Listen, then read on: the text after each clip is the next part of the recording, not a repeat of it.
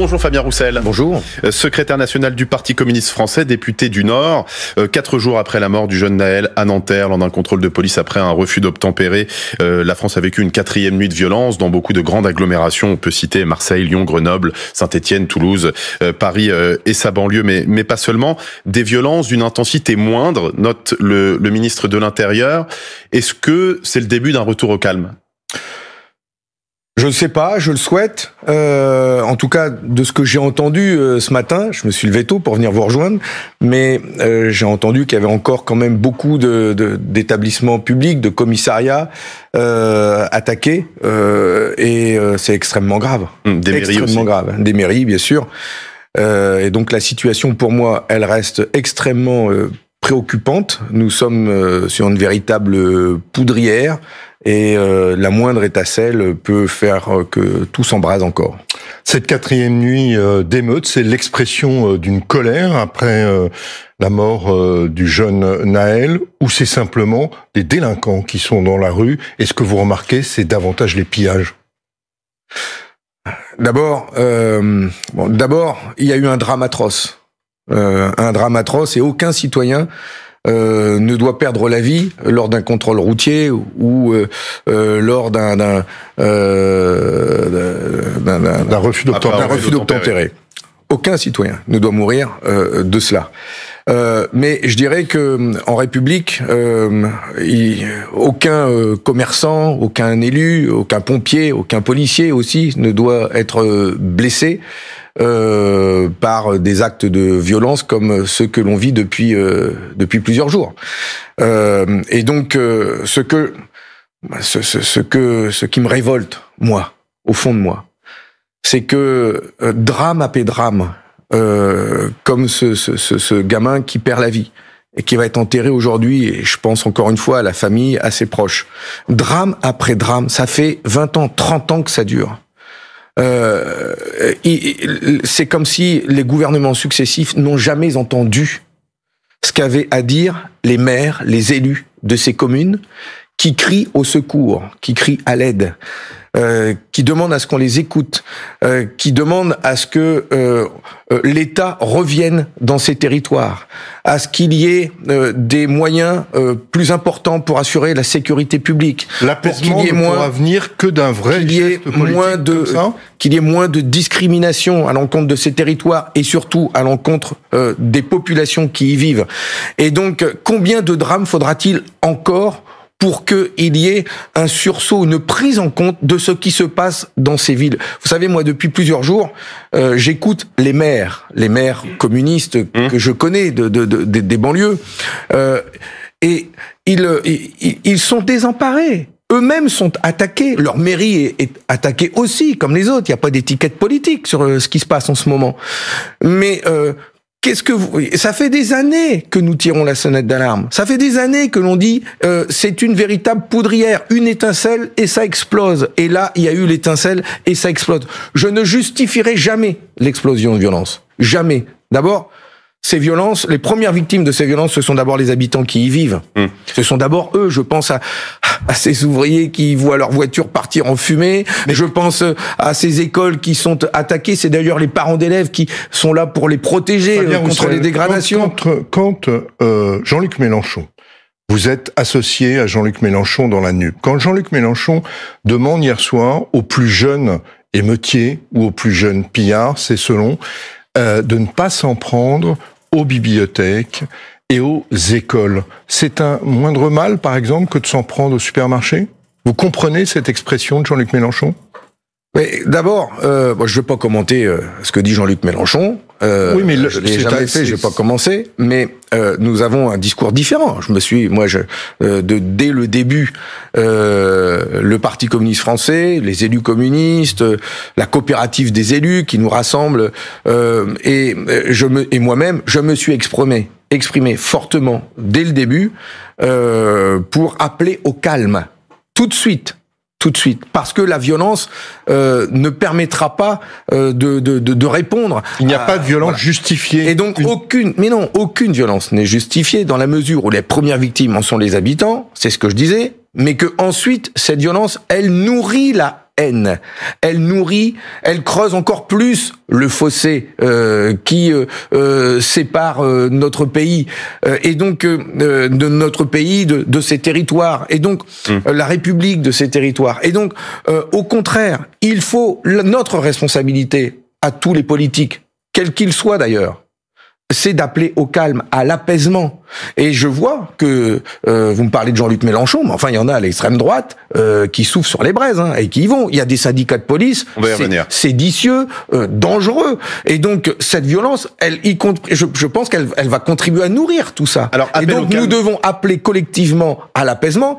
Et hier après-midi, effectivement, j'ai dit que quand on est de gauche, on doit dénoncer ces violences, appeler au calme et les défendre, les services publics. Bon, je suis content que quelques heures après, Jean-Luc Mélenchon, quelque part, m'ait entendu, et puis qu'il ait rectifié le tir, tant mieux.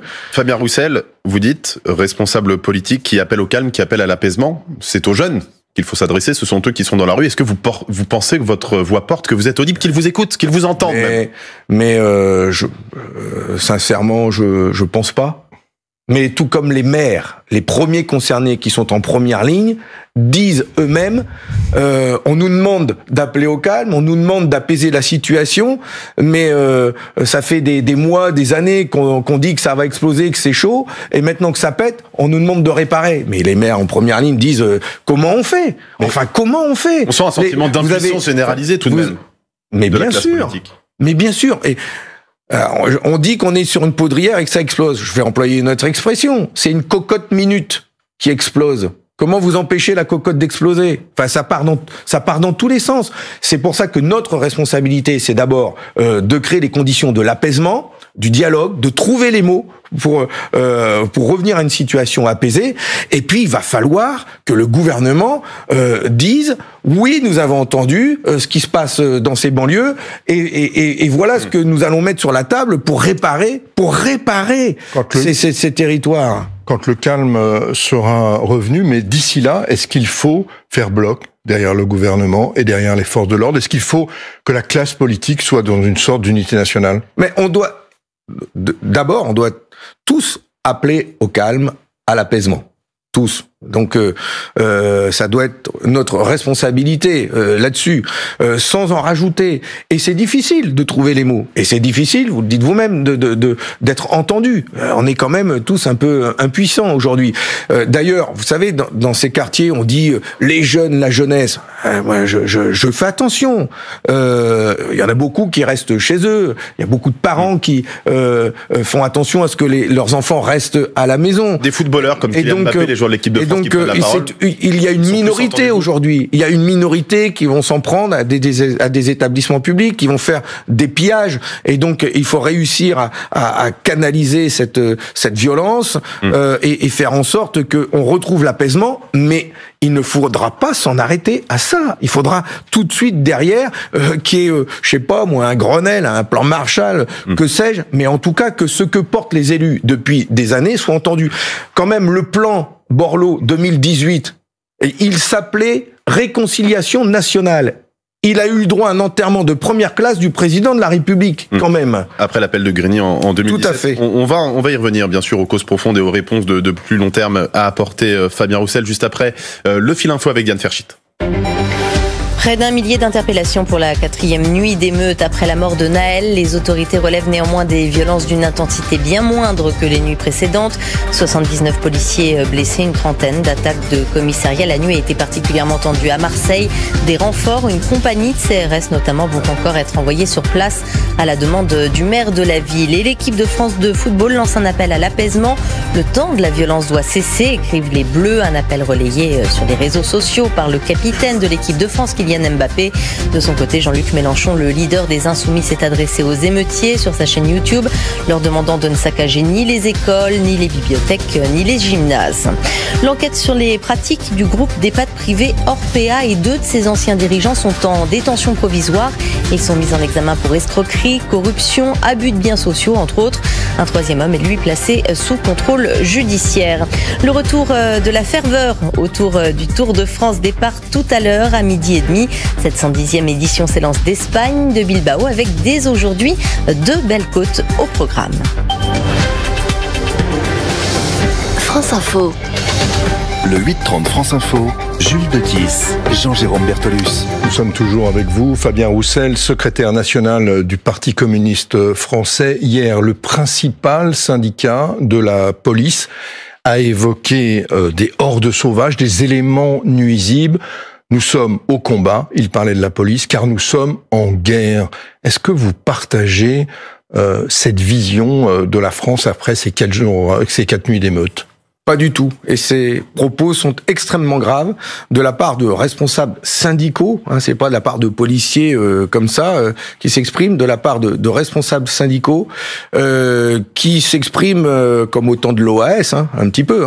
C'est-à-dire qu'ils annoncent entrer en guerre, y compris contre le gouvernement. Oui, ils disent contre en résistance. Contre la population, contre les habitants de nos villes, de nos quartiers. Ils vont faire leur propre loi, leur propre police. C'est extrêmement grave. Quand j'entends d'ailleurs Monsieur Darmanin qui dissout tour de bras des organisations, des associations, il serait là bienvenu de se pencher sur ces propos. En tout cas, vous attendez un mot du ministre de l'Intérieur. Hier soir, au journal de 20h, il n'a rien dit. Vous vous rendez compte quand même que ce sont des syndicats qui sont reçus régulièrement au ministère et qui appellent pratiquement à prendre les armes. Mais là, vous appelez à les dissoudre.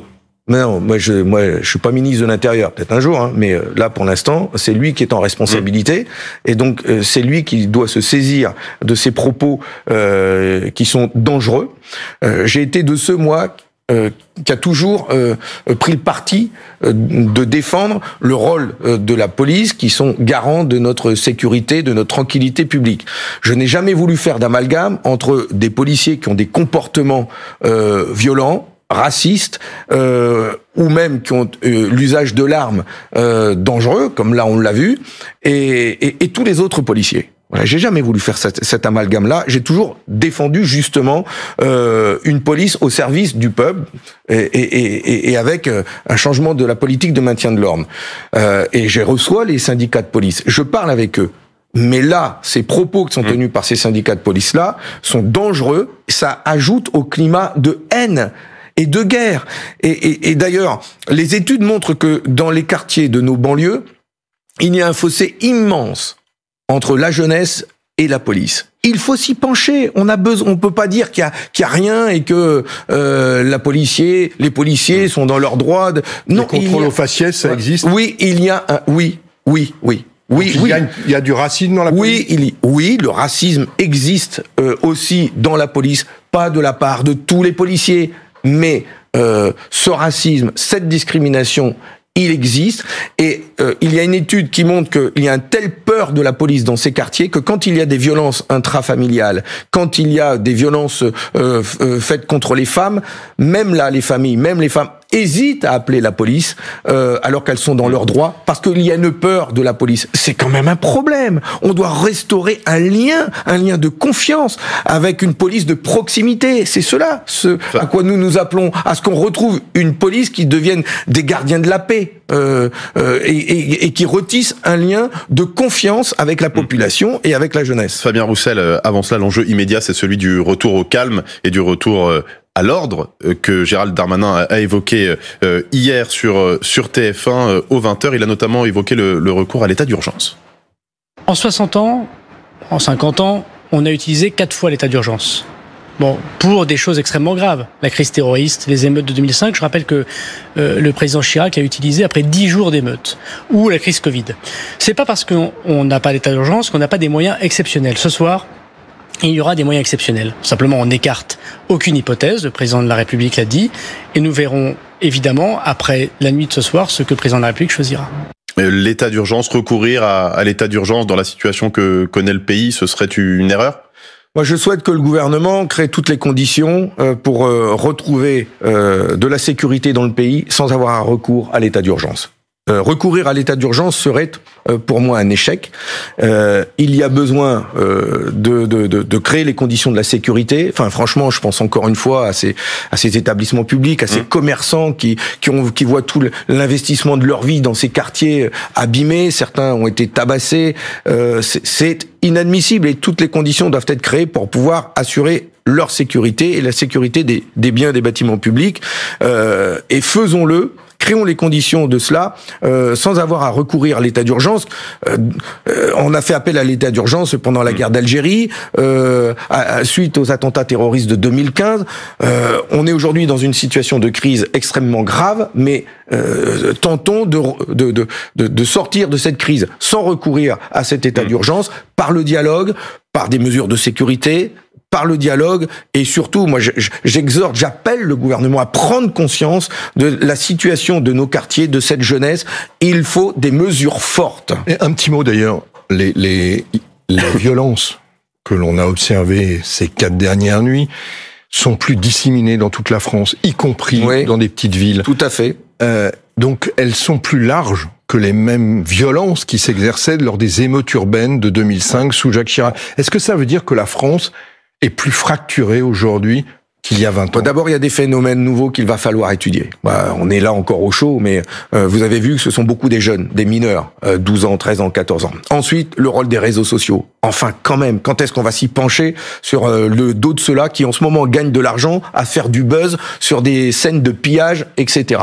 Il y a un moment donné, il faudra dire, on les coupe. Quand c'est chaud dans le pays, je préfère l'état d'urgence sur les réseaux sociaux que sur les populations. Les jeux vidéo, dit aussi Emmanuel Macron. Ensuite, oui, je pense que la société est beaucoup plus fracturée qu'il y a une quinzaine d'années. La crise du logement, le droit au logement bafoué, des logements insalubres, des immeubles pourris, avec des communes et des bailleurs sociaux qui n'ont pas les moyens de les requalifier, de les démolir ou les reconstruire.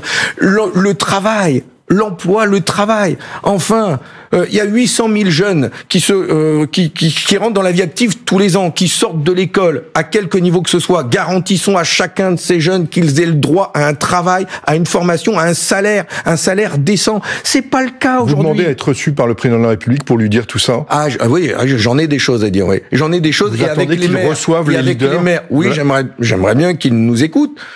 Et avec les maires de ces grandes villes, qu'ils nous reçoivent et puis qu'ils entendent toutes ces propositions que nous avons. D'ailleurs, ce matin, nous allons nous réunir place du Colonel Fabien pour une journée de travail au siège du Parti communiste français. Nous abordons notre séance de travail avec les maires de ces villes pour parler de ça. Mais on va pas inventer des solutions. Ça fait des années qu'on demande à ce qu'on change de politique et qu'on respecte la dignité de ces habitants, de ces quartiers.